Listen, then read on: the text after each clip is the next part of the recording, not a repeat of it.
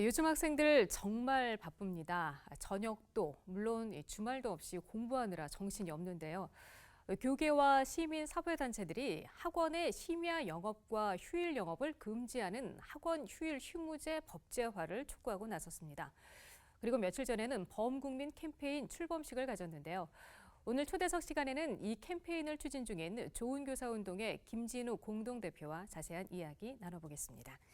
네, 선생님 어서 오십시오. 예, 안녕하십니까? 네, 먼저 우리나라 아이들의 그 실태부터 한번 짚어볼게요. 이게 세계 최장 학습 시간이다라고들 얘기를 하는데요. 하루에 몇 시간 정도 공부를 하나요? 예, 이 학습 시간과 관련한 국제 통계가 있는데요. OECD 국가들을 대상으로 예. 조사를 한 게 있습니다. 그걸 보면 OECD 국가 평균이 주당 33시간 정도 나오고 예. 우리나라가 한 49시간 정도 나오는데요. 이 통계를 가만히 보면 맹점이 있습니다. 이건 15살부터 24살을 대상으로 하기 때문에 대학생들도 포함이 돼 있거든요. 예. 근데 이제 알다시피 대학생들이 우리나라는 중고등학생들보다 조금 공부하기 때문에 이 중고등학생들만 초점을 맞춰보면 훨씬 더 평균보다 올라갑니다. 그래서 이제 중학생이 주당 52시간, 이제 일반 고등학생들이 70시간, 또 특목고 학생들을 대상으로 보면 80시간까지 올라갑니다. 이 80시간이 얼마나 되는 시간이냐 가만히 이렇게 따져보면 예.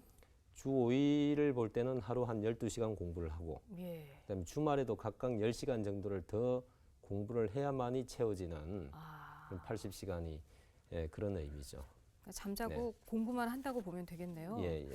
그럼 학생들이 스트레스 많이 받고 있죠?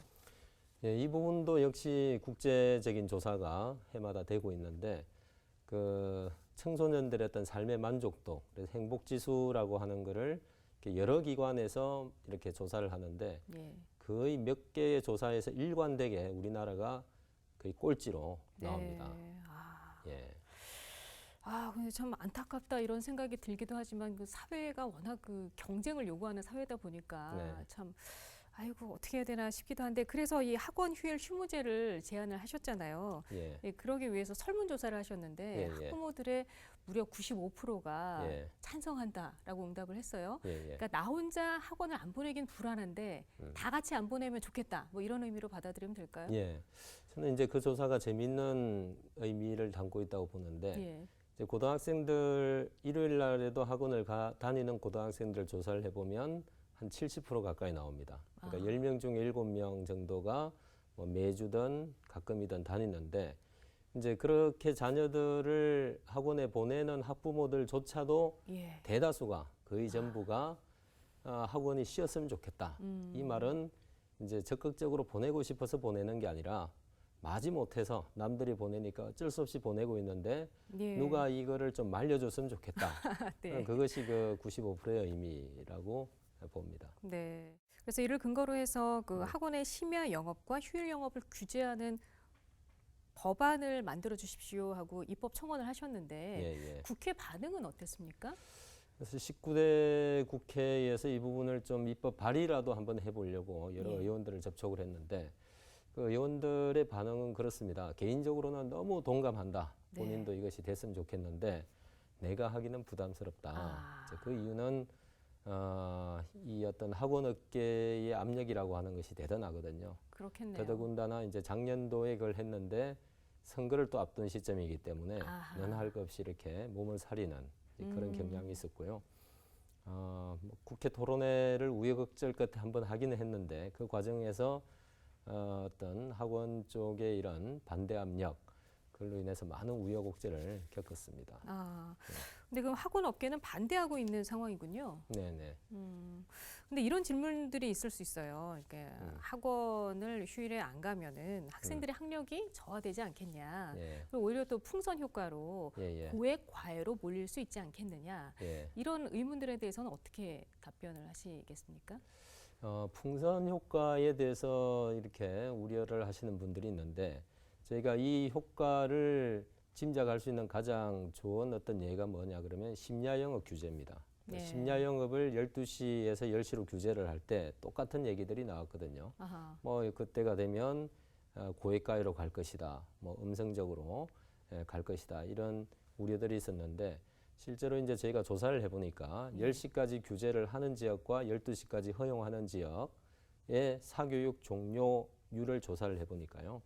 그러니까 10시까지 규제하는 지역의 사교육이 안 하는 지역보다 32.6%가 절대적으로 줄었습니다. 아하. 그러니까 요 줄었다라고 하는 거는 뭐 다른 고액과외나 다른 형태의 사교육으로 간 것이 아니라 전체적인 사교육이 줄었다는 걸 의미하거든요. 네. 그러니까 이 말은 이제 풍선의 바람이 그대로 유지되면서 다른 데로 가는 것이 아니라 절대적으로 전체적인 풍선의 바람이 빠졌다. 네. 이렇게 볼 수 있을 것 같고요.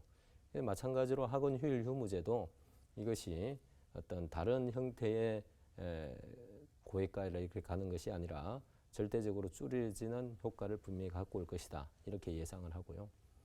이제 학력 저하 부분은 저는 오히려 그 반대라고 생각을 합니다. 지금처럼 너무 많은 시간을 공부를 하다 보면 예. 아이들이 배움의 실증을 느끼게 되고 고등학교를 졸업하면서 공부를 아예 놓게 되는 이제 그런 현상으로 가게 되는데 네. 오히려 적절하게 쉬고 공부를 하면 배움을 즐기게 되고 예. 그것이 평생에 가는 어떤 그 배움의 밑받 힘을 줄 것이다. 이렇게 봅니다. 네, 그런 긍정적인 효과를 바탕으로 이제 쉼이 있는 교육 캠페인을 이제 시작을 하셨어요. 예, 캠페인의 내용은 무엇이고요? 또 동참하려면 어떻게 해야 되고 혹시 교회가 할 수 있는 부분은 무엇일지 한번 말씀해 주시겠어요? 캠페인은 크게 보면 이제 두 바퀴로 굴러간다고 볼 수 있는데 하나는 학부모나 학생 또 교사 이런 분들이 이제 실천적으로 자기 실천적으로 우리 아이들을 쉬게 하겠다.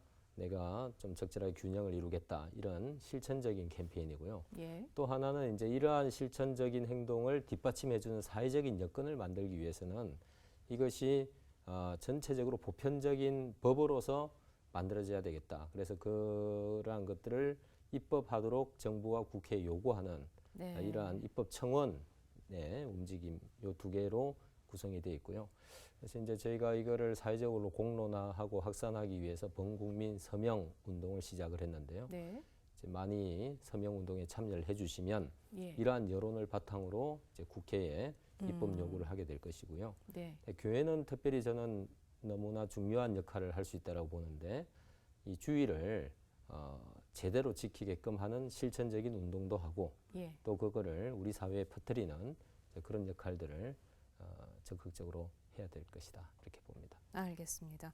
뭐 학원을 법적으로 주말에 열지 못하게 하는 게 정말 실효성이 있을까 의문을 가지기도 했었는데요.